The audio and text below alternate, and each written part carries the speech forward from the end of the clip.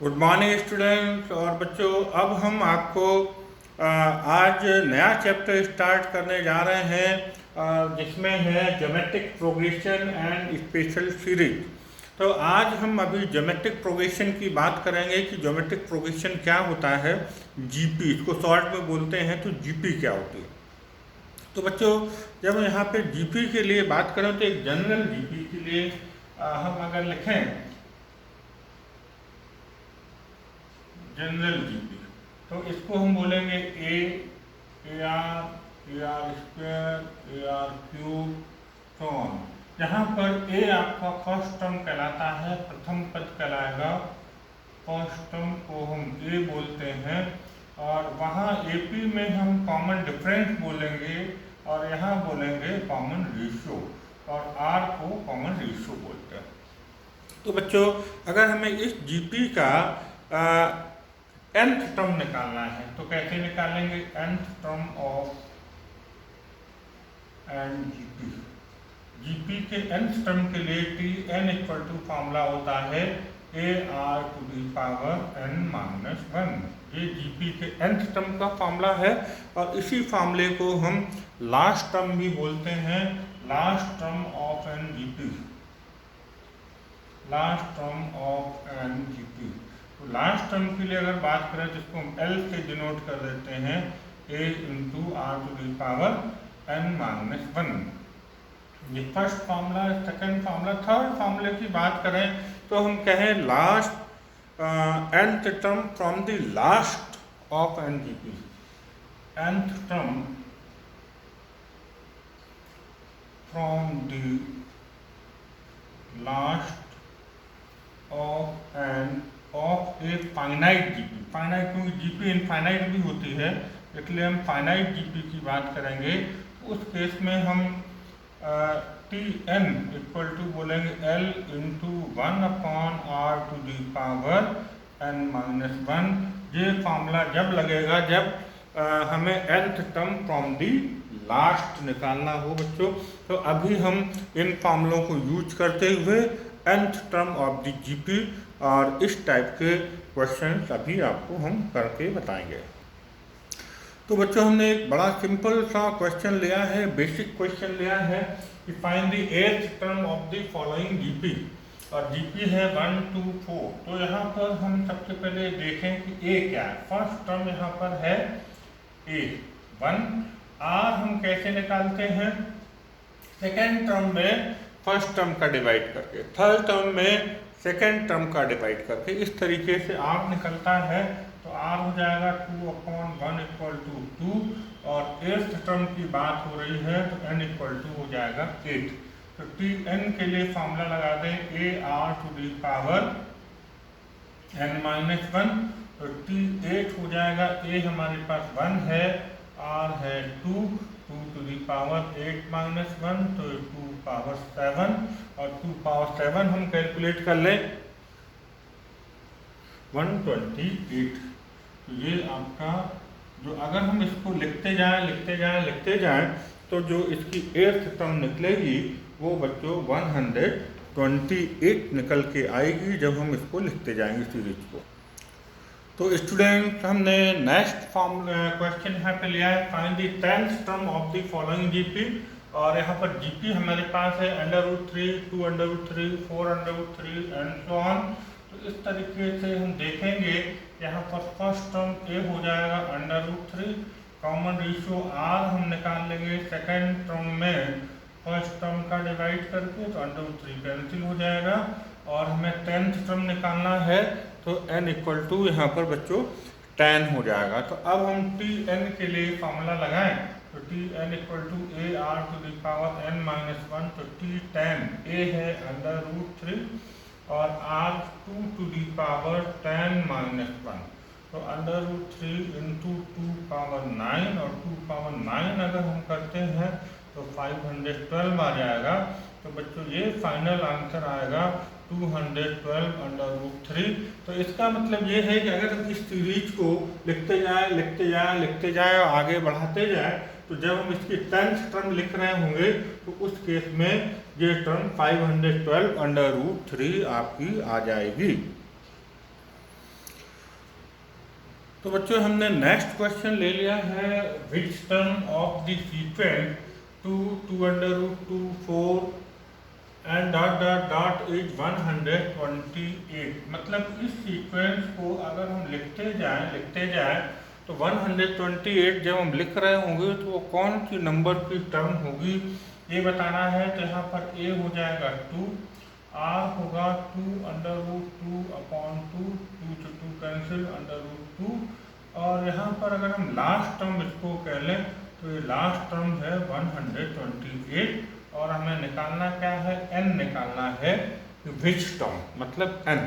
तो यहाँ फॉर्मूला हम लगा दें L equal to A R to the power n minus 1, 128 equal to A 2 R under root 2 power n minus 1। ये इधर ले आए तो 128 upon 2 equal to under root 2 power n minus 1, इसको कैंसिल करें तो 64 इक्वल टू अंडर रूट 2 को हम लिखते हैं 2 पावर 1 अपॉन 2, है ना, अंडर रूट 2 को पावर 1 अपॉन 2 लिख दें। 64 को यहाँ लिख दें 2 पावर 6, तो 2 पावर 6 इक्वल टू ये हो जाएगा 2 पावर n माइनस 1 अपॉन 2। तो बेस सेम है तो पावर भी सेम होनी चाहिए, कंपेयर कर लेते हैं। n minus 1 upon 2 equal to 6, तो n minus 1 equal to 12, then n equal to 12 plus 1 equal to n equal to 13। इसका मतलब ये हुआ कि अगर हम इस सीरीज को बढ़ाते जाएं तो जब 128 टर्म लिख रहे होंगे तब हम 13 टर्म पर पहुंच जाएंगे।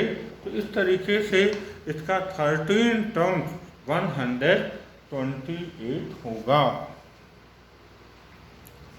तो बच्चों नेक्स्ट क्वेश्चन का सॉल्यूशन आप देखेंगे, और क्वेश्चन है 5th 8th and 11th term of an GTR P, Q and S respectively prove that Q square equal to PS। तो अकॉर्डिंग टू क्वेश्चन हम यहाँ पर फॉर्मूला लगा के इक्वेशन बनाते चलें। T5 इक्वल टू कितना दिया है P, और T5 के लिए फॉर्मूला लगा दें A R to the power 5 minus 1 equal to P, that is AR4 equal to P।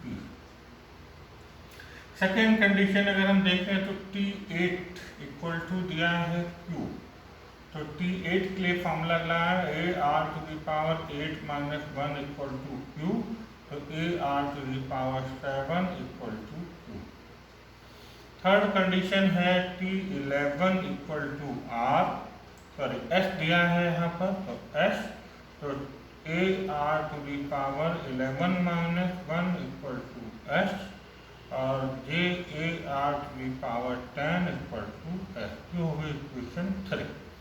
और अब हमें प्रूव करना है Q square equal to PS। तो हम इक्वेशन 1 और 3 का मल्टीप्लाई कर दें, तो हम कह दें मल्टीप्लाई इक्वेशन 1 एंड 3। तो इससे क्या फ़ायदा होगा जरा देखते हैं। ये है AR पावर 4 और ये है AR पावर 10। इससे फ़ायदा ये हुआ कि राइट हैंड साइड हमें मिल गई ये P इंटू S। अब हम देखते हैं कि LHS क्या Q स्क्वायर के इक्वल होगा। Yes, A into A square, और R बेस सेम है तो ऐड हो जाएगा, तो हो जाएगा 14 इक्वल टू PS, और इसको हम लिख दें AR पावर 7 का whole square equal to PS, और AR पावर 7 को हमने क्या बोला है Q, तो ये आपको हो जाएगा Q square equal to PS। और इस तरीके से ये क्वेश्चन हमने यहाँ पे प्रूव कर लिया है। क्वेश्चन सिंपल है बट इम्पॉर्टेंट है। और अब हम बच्चों बात करेंगे ज्योमेट्रिक मीन की। What is geometric mean. जैसे हमने अरिथमेटिक मीन पढ़ा था तो वहाँ हमने आपको बताया था कि अगर दो नंबर A और B हैं तो उनका अरिथमेटिक मीन होता है A प्लस B अपॉन 2। तो यहाँ ज्योमेट्रिक मीन किस तरीके से देखेंगे। अगर हम कहें हमारे पास दो नंबर A और B हैं, उस केस में ज्योमेट्रिक मीन होता है अंडर रूट AB। क्योंकि अंडर रूट लगाते हैं इसलिए हम यहाँ आगे प्लस माइनस भी लगा लेते हैं। ये होता है ज्योमेट्रिक मीन। बच्चों वैसे तो जैसे आप अरिथमेटिक प्रोग्रेशन और ज्योमेट्रिक प्रोग्रेशन पढ़ रहे हैं, ऐसे ही एक हार्मोनिक प्रोग्रेशन होता है। थोड़ा सा आइडिया देता हूँ, क्योंकि आपकी बुक में नहीं है, पहले हुआ करता था लेकिन नए सिलेबस में नहीं है। थोड़ा सा आइडिया देंगे तो अगर हम कहें कि ABC AP में है तो harmonic progression is the just reverse of the arithmetic progression. तो अगर हम कहते हैं ABC AP में है तो 1/A 1/B 1/C आपके HP में हो जाते हैं। हार्मोनिक प्रोग्रेशन ये होता है। तो हार्मोनिक प्रोग्रेशन की अगर हम बात करें, जो ज्योमेट्रिक प्रोग्रेशन है HP harmonic progression,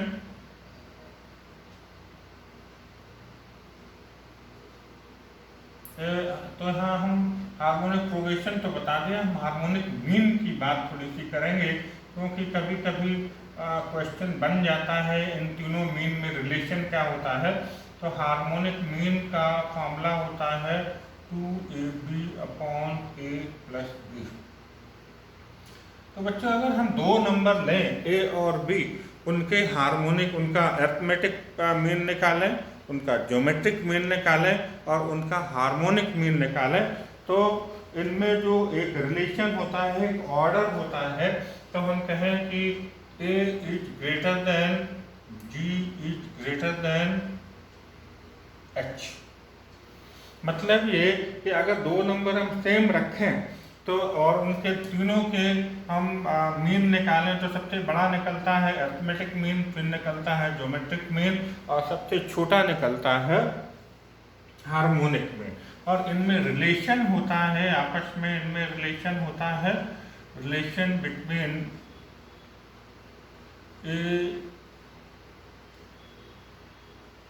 G and H वो होता है G² = AH और या G = √AH। और दूसरी लैंग्वेज में हम ये कह सकते हैं कि जो अरिथमेटिक मीन, ज्योमेट्रिक मीन और हार्मोनिक मीन निकलेंगे वो ज्योमेट्रिक प्रोग्रेशन में होते हैं, GP में होते हैं। तो इस तरीके से बच्चों हमने यहाँ पर आपको डिटेल वे में ये सारी चीज़ें बता दी हैं और अब हम ज्योमेट्रिक मीन के क्वेश्चन करेंगे। तो बच्चों हम देखेंगे कि अगर हमारे पास दो नंबर दिए हों तो उनका ज्योमेट्रिक मीन कैसे निकालते हैं। तो हमने उसके लिए फार्मूला बताया था कि उन दोनों नंबर को मल्टीप्लाई करें और उनका अंडर रूट ले लें तो वो ज्योमेट्रिक मीन दोनों नंबर का निकल आता है। यहाँ पर नंबर की जगह x और y दिए हैं या x दिए हैं, फर्क नहीं पड़ता, कोई दो नंबर भी दिए हों, न्यूमेरिकल वैल्यू दी हो तो भी वही फॉर्मूला लगेगा। अदरवाइज x और y या x और x में जैसे यहाँ पर दिए तो उससे भी कोई फर्क नहीं पड़ता। तो हमने GM के लिए फार्मूला आपको क्या बताया था, ±√AB। तो ये हो जाएगा ±√A की जगह x है और B की जगह 1/x। x से x कैंसिल होकर ±√1, तो इसका ज्योमेट्रिक मीन हो जाएगा ±1।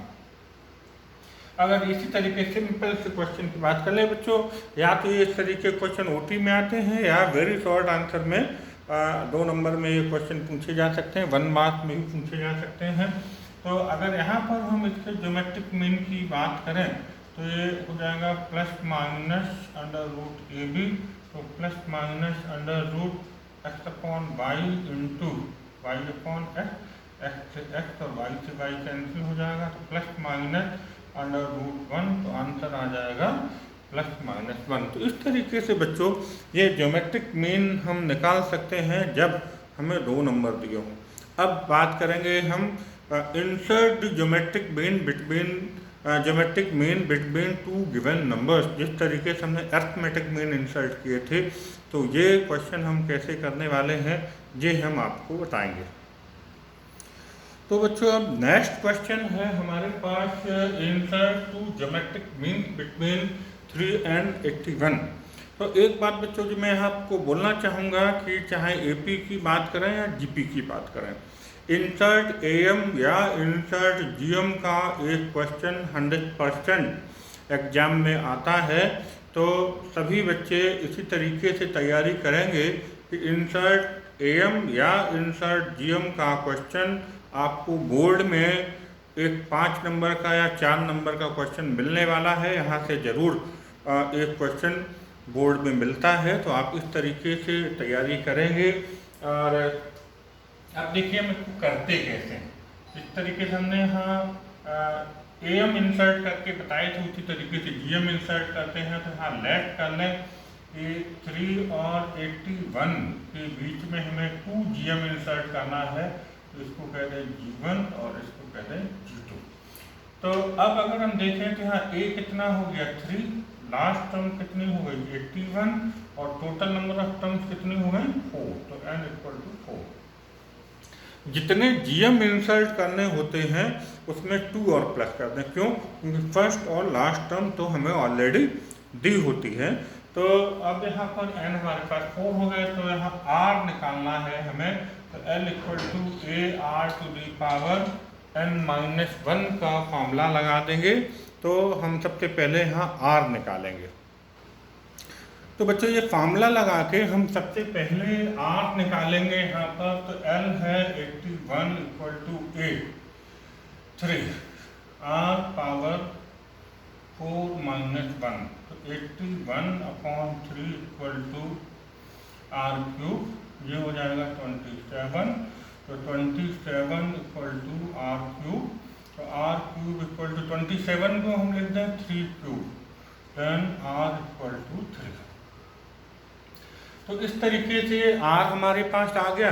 तो अब अगर हम यहाँ से G1 निकालें तो G1 मतलब हो जाएगा a इंटू r।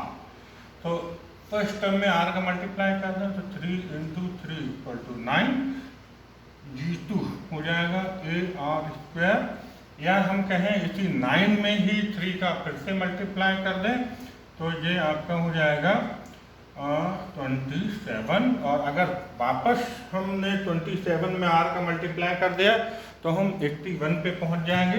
तो इस तरीके से यहाँ पर हमने 2 GM इंसर्ट कर लिए हैं। और आप देख रहे थे कि ये NCERT का क्वेश्चन था। अभी हम एक क्वेश्चन और इसी तरीके का करने वाले हैं।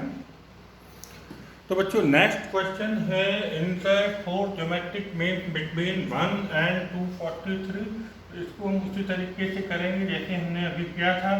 1 और 243 के बीच में 4 GMs हम कह लें G1, G2, G3, G4 and 243। यहाँ A हो जाएगा 1, L हो जाएगा 243 और N हमारे पास हो जाएगा 6। नंबर ऑफ ज्योमेट्रिक मीन्स 4 है और first term and last term मिलके आपका ये 6 हो जाएगा। तो यहाँ हम फार्मूला लगाते हैं L equal to A R to the power n-1। तो L हमारे पास है 243 equal to A1 r power 5। तो 243 को हम 3 पावर 5 लिख सकते हैं और ये r पावर 5। तो इस तरीके से हम देखेंगे कि अगर बेस सेम है तो पावर सेम है तो बेस भी सेम हो जाएंगे। तो r इक्वल टू आ गया हमारे पास 3। तो अब हम GM निकाल लें तो G1 में फर्स्ट टर्म में हम 3 का मल्टीप्लाई करते हैं तो 3 आ जाएगा। G2 इसमें जो आया है इसमें 3 का फिर से मल्टीप्लाई करें तो 9 आएगा। G3 9 में 3 का मल्टीप्लाई कर दें तो 27 आ जाएगा। G4 27 में फिर से 3 का मल्टीप्लाई कर दें तो 81 आ जाएगा। और अब अगर हम 81 में 3 का मल्टीप्लाई करेंगे तो लास्ट टर्म में पहुंच जाएंगे। तो यहाँ पर हमारे पास 4 GMs आ गए हैं 3, 9, 27 एंड 81। तो बच्चों इस तरीके के क्वेश्चन जैसे मैंने पहले ही बोला है इम्पॉर्टेंट होते हैं, तो इनको हमें बहुत अच्छे से तैयार कर लेना। बाकी के इस तरीके के क्वेश्चन और आप कर लीजिएगा जिससे आपकी प्रैक्टिस हो जाए। तो अभी हम बच्चों क्वेश्चन करने से पहले हम कुछ बेसिक बात करेंगे।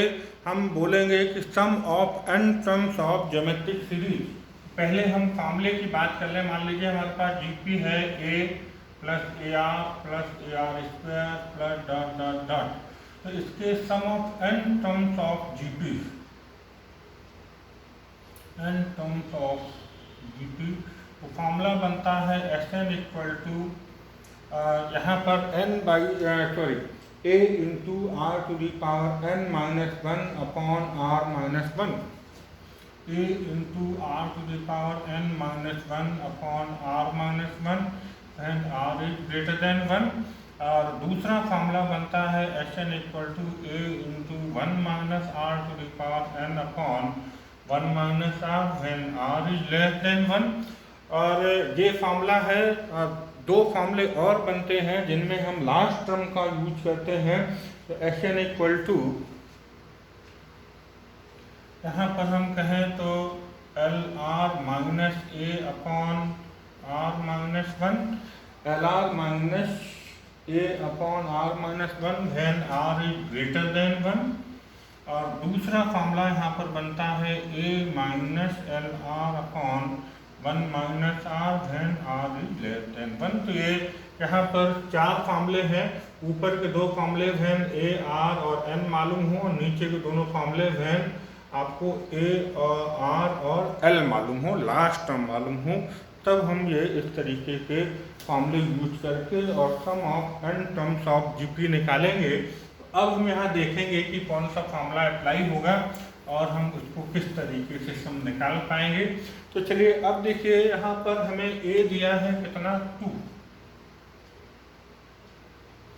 a इक्वल टू 2, r कितना हो जाएगा -4/2, दैट इज -4, और n हमारे पास कितना है 10, तो n इक्वल टू 10। तो अभी हम यहाँ फार्मूला लगा दें Sn इक्वल टू, यहाँ r कैसा है लेस देन 1 है, तो यहाँ लेस देन 1 वाला फार्मूला यहाँ पे लगाएं। तो ये आपका हो जाएगा a into 1 minus R to the power n upon 1 minus R. तो a है 2, 1 minus R minus 2 to the power n upon 1 minus minus 2 into 1 minus 2 power 10। तो माइनस के ऊपर इवन नंबर है इसलिए पॉजिटिव ही रहेगा, और 2 पावर 10 हो जाएगा 1024 अपॉन 1 प्लस 2, तो 3 हो जाएगा। 2 इंटू ये माइनस का बचेगा -1023 अपॉन 3, तो 3 से कैंसिल हो जाएंगे, 3 3 जा 9, 3 4 जा 12, 1 3 1 जा 3, तो -2 का मल्टीप्लाई करते हैं 286, तो ये 682 माइनस ये आपका इसके 10 टर्म्स का सम होगा इस सीरीज का।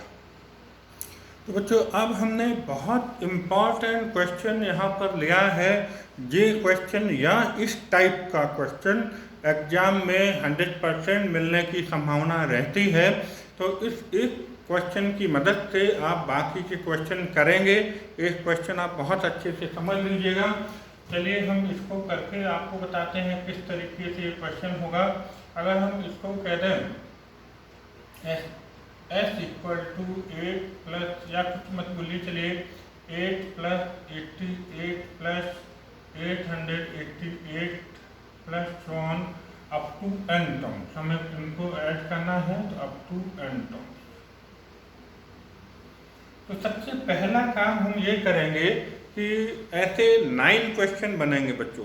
1 प्लस 11 प्लस 111, 2 प्लस 22 प्लस 222 से लेके 9 प्लस 99 प्लस 999।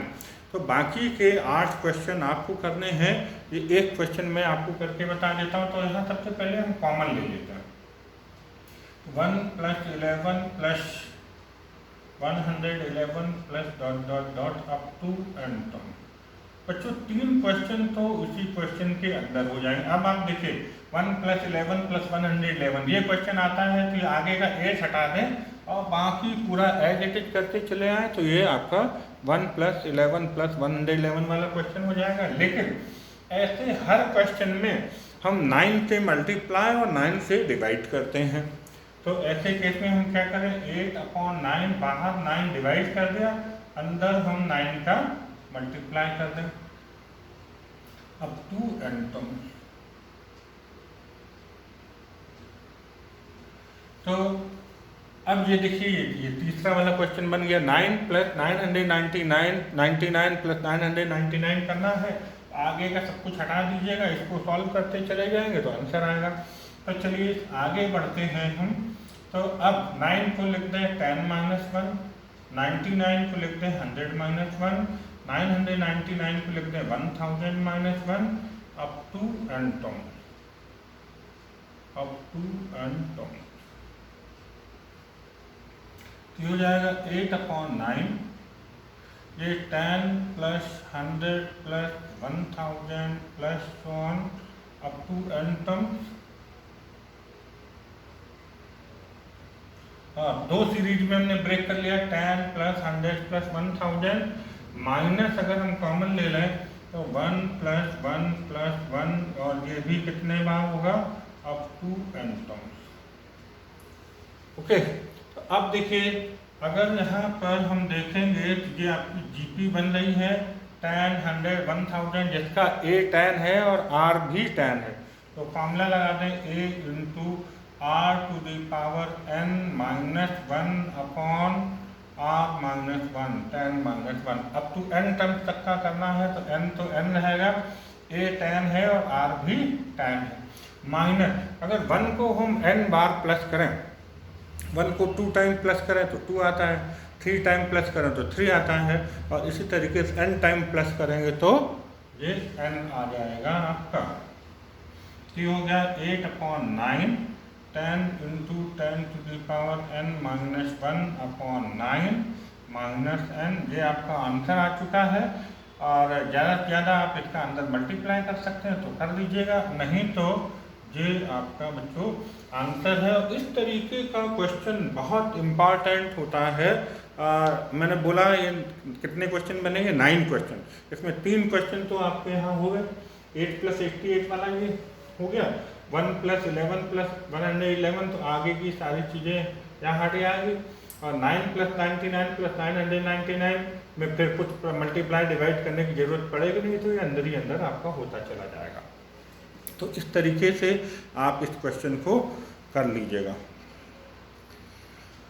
तो बच्चों ये दूसरे तरीके का क्वेश्चन है जिसमें डेसिमल लगा हुआ है, और ये भी 9 तरीके से आप कर सकते हैं, 9 क्वेश्चन बनेंगे ये भी। तो कैसे करेंगे, ये हमने क्वेश्चन लिया है 0.3 plus 0.33 plus 0.333 plus on up to n terms. तो ये आपका यहाँ पर हम सबसे पहले क्या करें, 3 कॉमन ले लें, तो अंदर आ जाएगा 0.1 plus 0.11 plus 0.111 plus on up to n terms.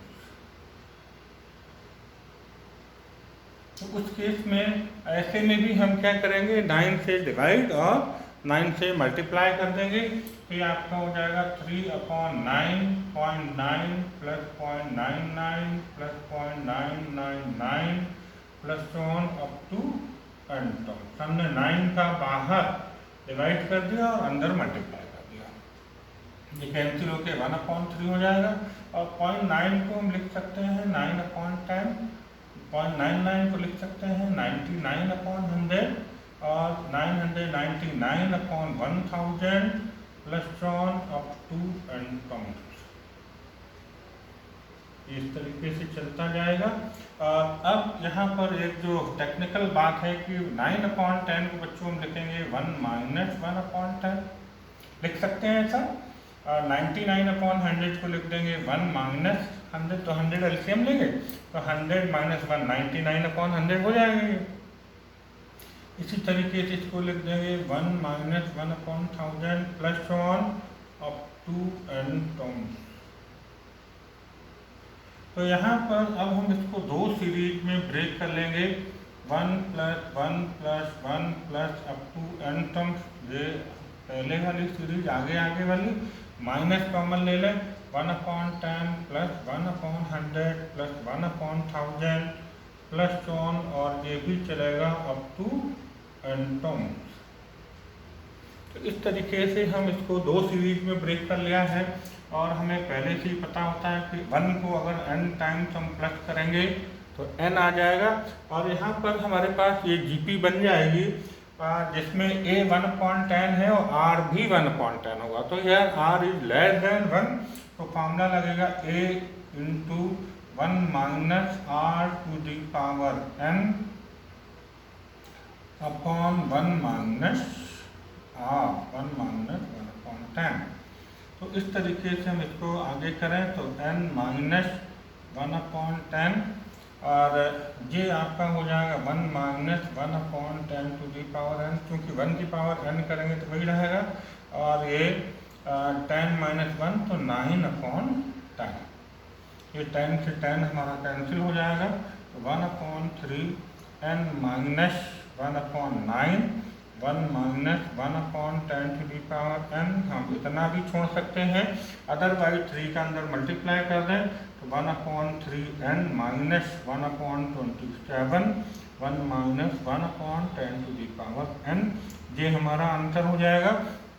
तो इस तरीके से बच्चों हम ये भी 9 तरीके के क्वेश्चन बनेंगे, 9 तरीके के, 0.1 प्लस 0.11 प्लस 0.111, 0.2 प्लस 0.22 प्लस 0.222 से लेके 0.9 प्लस 0.99 प्लस 0.999। ठीक है, तो ये भी आपको 9 तरीके से क्वेश्चन कर लीजिएगा, जिससे कि आपको प्रैक्टिस हो जाएगी, और ऐसा क्वेश्चन अगर आपको एग्ज़ाम में आता है तो आप बड़े आसानी से कर लेंगे। तो मैं चाहता हूँ कि ये आप बाकी के क्वेश्चन 8 क्वेश्चन एक मैंने बता दिया है, ये आप अपने रजिस्टर पे, कॉपी पे बार बार करेंगे तो आपको इस तरीके के क्वेश्चन करने की प्रैक्टिस हो पाएगी, और अगर एग्ज़ाम में इस तरीके का क्वेश्चन आता है तो आप बड़े आसानी से कर पाएंगे। और मैं कहना चाहूँगा इस तरीके का क्वेश्चन बोर्ड एग्ज़ाम में आने की पूरी संभावना होती है। ओके बच्चों, तो आप बहुत अच्छे से तैयारी करिएगा। Thank you.